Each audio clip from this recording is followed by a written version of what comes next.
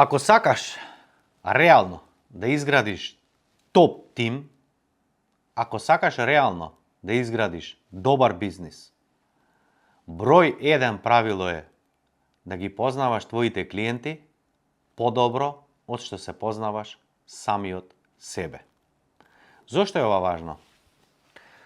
Затоа што твоите клиенти купуваат вредност, но најчесто ти мислиш дека купуваат една вредност, а реалноста е дека секој човек купува, цени, вреднува сосема некоја друга вредност. Еве ќе ти објаснам како тоа изгледа.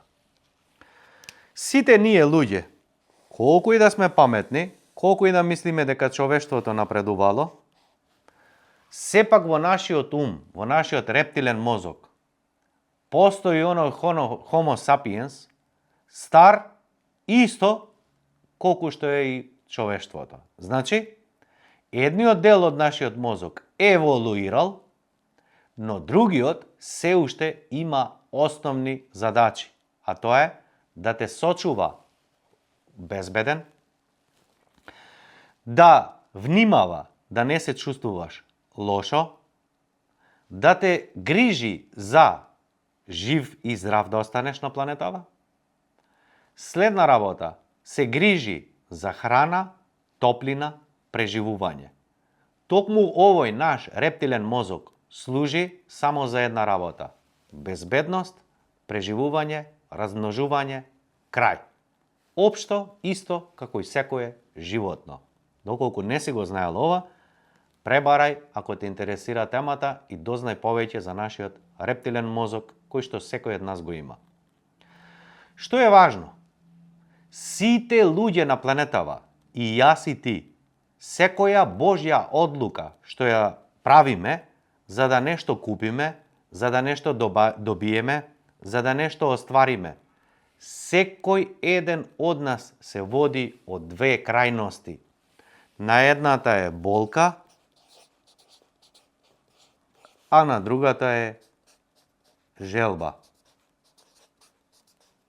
Значи, секоја одлука која што ти и твоите клиенти ја носат или ја носиш, е базирана на или не сакаш да почувствуваш болка, или сакаш, имаш желба нешто да добиеш. Што е заедничко за сите нас покрај ова? Никој еден од нас не сака да има болка и природно нашиот мозок оди кон желба, кон задоволство, што значи дека се што правиме во животот, се живо што купуваме, купуваме само со една причина, а тоа е да се чувствуваме подобро. Значи, ако ти си сиромашен, имаш лоша гардероба, лоша исхрана, лош дом, лош бизнис, значи се чувствуваш лошо, непријатно, се што ќе донесеш одлука во животот и си ги носел изминатиот период, е само да го промениш чувството, да се чувствуваш среќно, безбедно. Зошто твоите клиенти купуваат кај тебе? Ако немаш одговор, тешко дека твојот бизнис некогаш ќе порасне. Види колку е шашаво. Имам клиенти, а минатиот месец направив анализа една длабока, каде што им поставив еден прашалник од неколку прашања, мислам 5-16 дека беа. Ме интересираше многу ме интересираше. Каков бил животот нив претходно, пред да почнат со соработка со нас? Што е тоа што ги плашело и биле загрижени да почнат да соработуваат, односно да се приклучат на Mastermind програма? Како изгледа нивниот бизнис претходно? Следно, што е тоа што го добиле и го ценат од програмот? Значи, кои бенефити ги добиле? И како денеска изгледа нивниот живот? Да не ти ги прераскажувам сите прашања, ова е суштината за конкретно за ова видео што ми е важно. И пази што ме запрепасти по 100 пат и затоа ти го снимам ова видео. И имам клиенти ги познаваш, а дел со нив и ќе правиме, и сме правеле подкасти, гостувања во емисија, биле на семинари зборувале, биле на вебинари зборувале, со дел од нив ќе правиме документарни емисии да видиш како работиме позади сцена, како правиме трансформација. Значи, што сакам да ти кажам? Пример, имал 100.000 евра годишен промет, сме го дигнале на 5 милиони евра. Имал тројца во неговиот бизнис, денес има 30. Работел 50, 60, 70, 80 часа неделно, денес работа 10 часа. Имаме такви трансформации, кои што ќе ти се наежи кожа, доколку реално имаш прилика, ќе имаш прилика, доколку ме следиш у скоро време, да ги слушнеш и овие предприемачи или прошетај малку по клипове, ќе најдеш подкасти да видиш во кои што зборуваат луѓето, колкави промени имаат постигнато. А знаеш ли она што ме фрапираше? Ниту еден од нив не рече, не запиша во делот што е тоа што го добиле од овој програм. Ниеден од нив не рече дека сум среќен што добивме 10 пати поголем бизнис, 10 пати повеќе клиенти, 10 пати повеќе поголема продажба, заработав 10 пати повеќе, го зголемив тимот 10 пати повеќе. Ниту еден не вика од нив пари, големина, обем. И ова ме зачуде. Кога стигна првата анализа, ја читам, го знам и човекот. И викам, чекај бе, овој човек имаше X евра промет, сега има Y. Како никаде ова не го наведе житисве? Зар го изумил, заборавил дека тоа го правевме? И читам натамо јас и остана фрапиран буквално. Пишала, небитно, пишува. Највеќе што добило од овој програм е јасност. Конечно знаем кај го водам бизнисот, приоритети, точно знам на што трошам енергија. Трето, конечно имам слободно време за себе и семејството. Четврто, имам мир. Конечно, спокоен сум. Петто, имам време повеќе за себе и семејството, водам предвидлив бизнис, конечно дишим раат. И ја го читам ова, викам, мајко моја, како човеков не запишал ништо? Кај се бројките, кај се тие работи? Додека го читам тоа, ми доаѓа друга пријава. Повторно од човекот што навистина има топ резултати. Повторно читам, никаде забележано пари, обем, број, вработени, објект. Значи, фабрики сме правиле, човек, работал у, 100-200 квадрати, сме направиле лудница, фабрика цела, комплет, зграда нова. Имал добивка, да речеме, 100.000 евра, сме одигнале на 300.000 евра добивка. А никаде не пишува тоа. Викам, чекај, што не е уред сега? Првиот не запиша, вториот не запиша. Викам, што е работава? Гледам истото, каков бил неговиот живот претходно, а што е тоа што го добил од програмот и како денеска изгледа, гледам сличности помеѓу првата и втората. Нервоза, стрес, чувство на загриженост, нервоза затоа што нема контрола над работите, нервоза со клиенти, нервоза со вработени, не можел да вработи, лоша наплата, малку клиенти, се нервирал дома, размислувал, па пишуваат. Највеќе ме нервира кој доаѓам дома уморен, на секому сум му обарнал внимание, а дома децава немам сила више да ги слушам.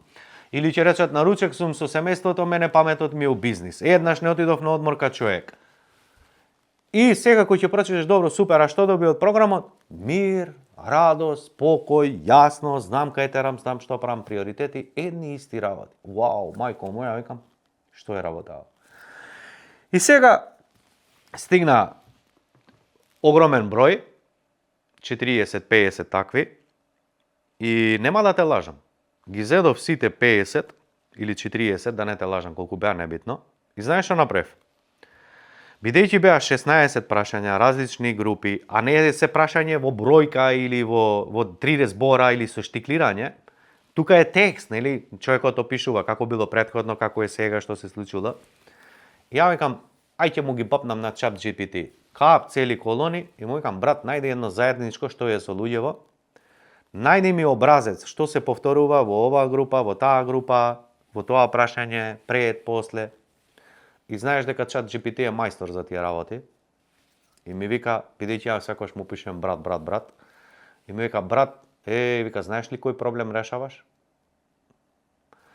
Ти мислиш, вика, дека им помагаш на луѓето да зголемат поголем промет, да направат квантен скок, да добијат 10 годишна визија у 2 години, да зголемат продажба, да зголемат повеќе, да добијат повеќе пари.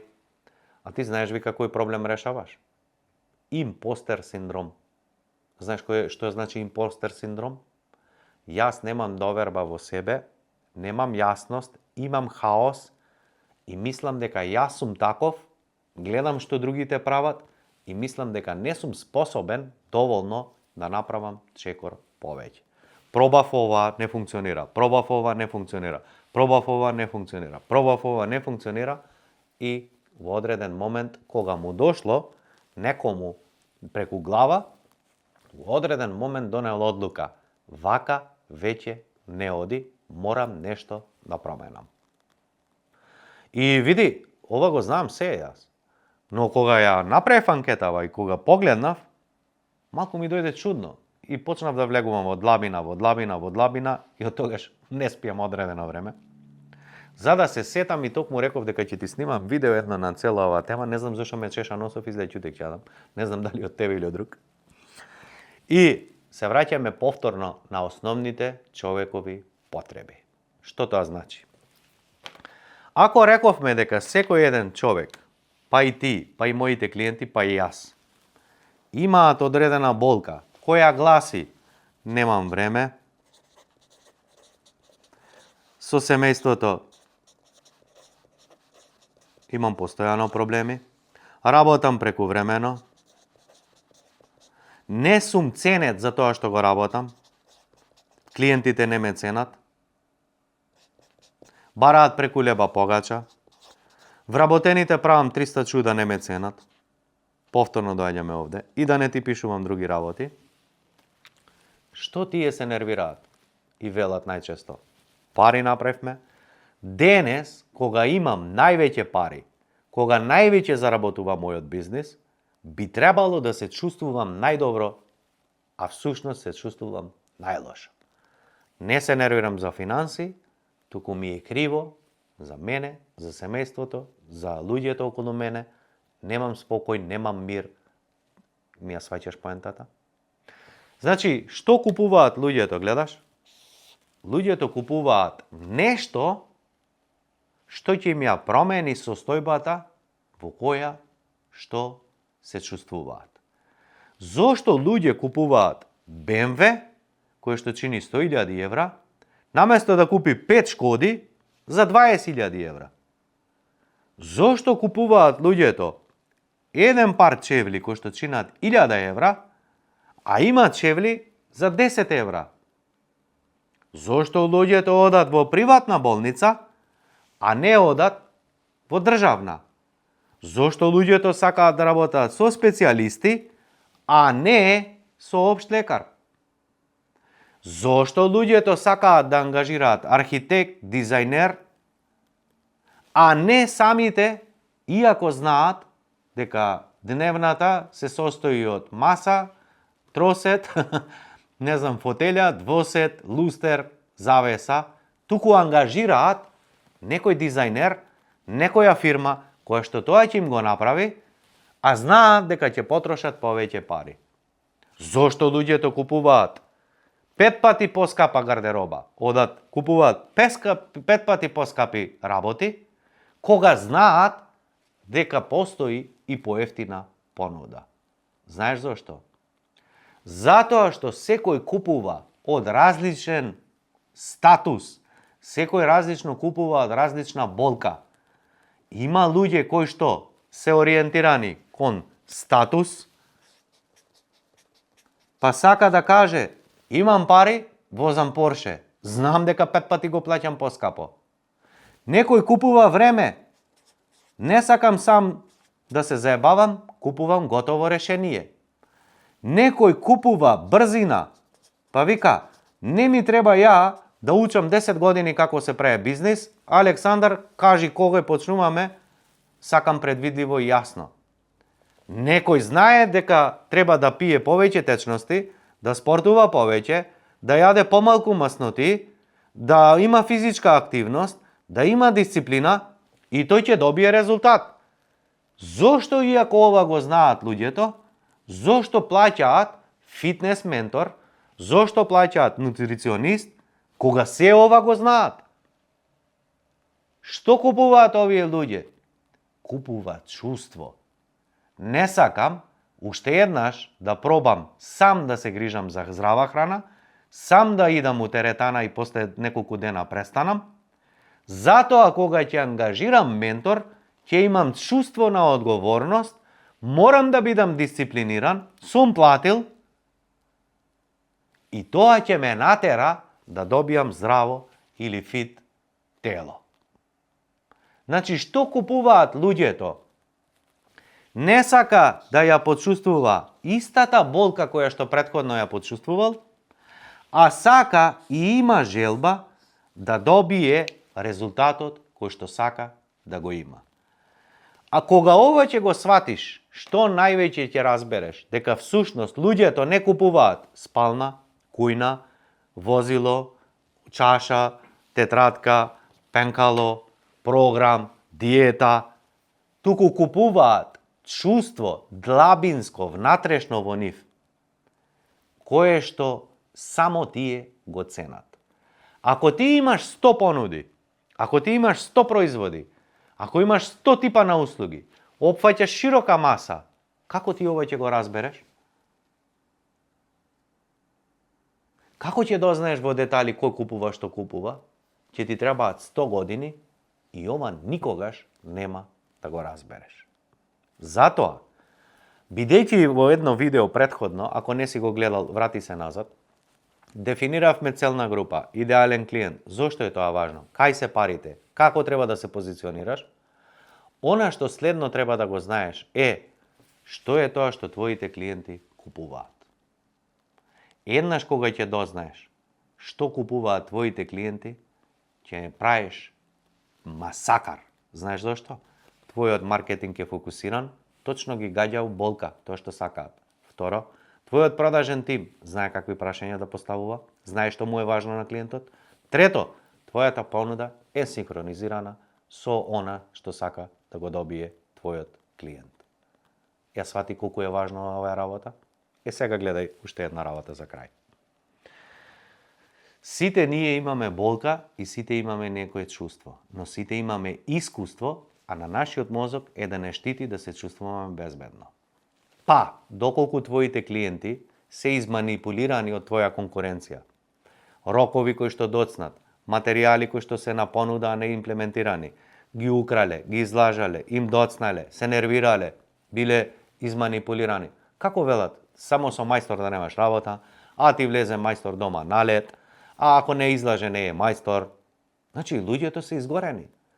И ако ти не знаеш која е реалната потреба, реалната болка на твојот клиент, и токму тоа да го ставиш во гаранција, токму тоа да го комуницираш, а звучиш, изгледаш, се однесуваш, изборуваш, како секој еден од твоја конкуренција, ние користиме најквалитетни материјали, ние сме најевтини, ние сме најбрзи, ние ова, ние тоа.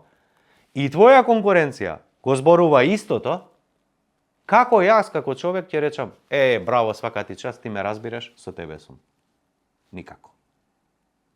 Затоа, број еден работа која што треба да ја дознаеш е кој е реалниот проблем кој што го има твојот клиент на психолошка основа. Оти ние луѓето носиме одлуки емотивно, а ги правдаме со логика.